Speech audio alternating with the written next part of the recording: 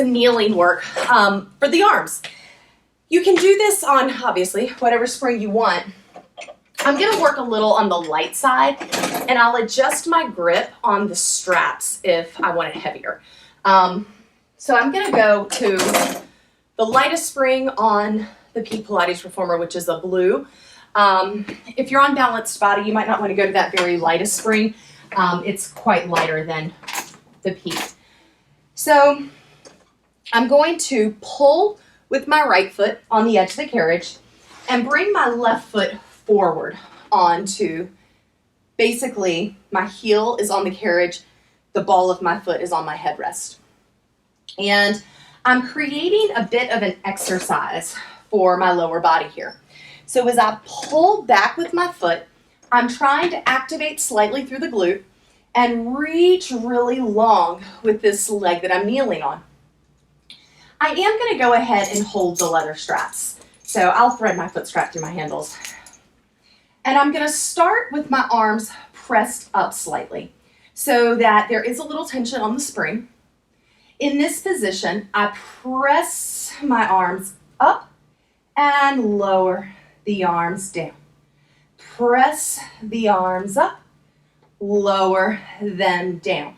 I'm going up to kind of a V position, not straight in front of me. So it's slightly out to go up, control to come down. Now I want you to think about the front leg. Think of pressing this front leg against your shoulder rest slightly so that it gives you a little bit of energy down the outside of the left leg. I'm still pulling back with my right. And another thought, think of attracting your inner thighs. So a lot to think about, but it makes it exciting. 3 more repetitions.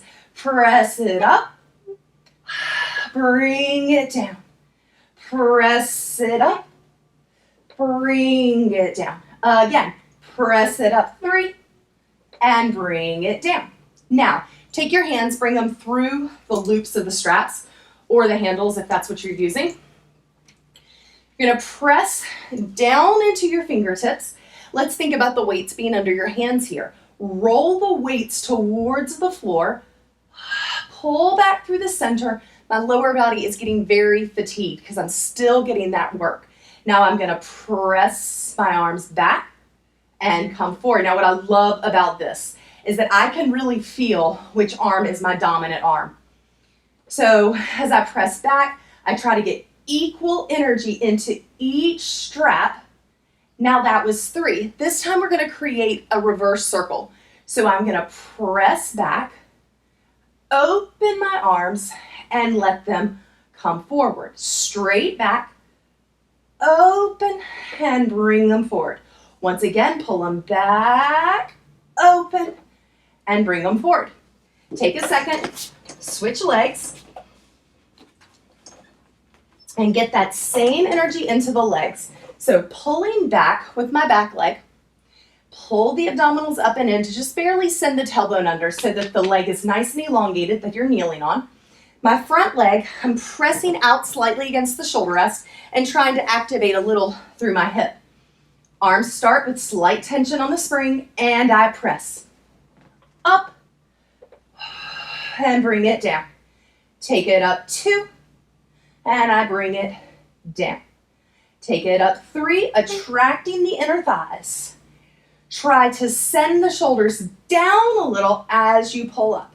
At the highest point, the shoulders are going to lift though. Pull 4, lower it down. 5, oops, I'm sorry, that's 6, and bring it down. I'm doing a great job with my counting today, aren't I? All right, so now flip the hands. Now pay attention to the wrist position here too. Try not to let the wrists flip like this. I really like to pull back my fingers so there's a slight extension in my wrist.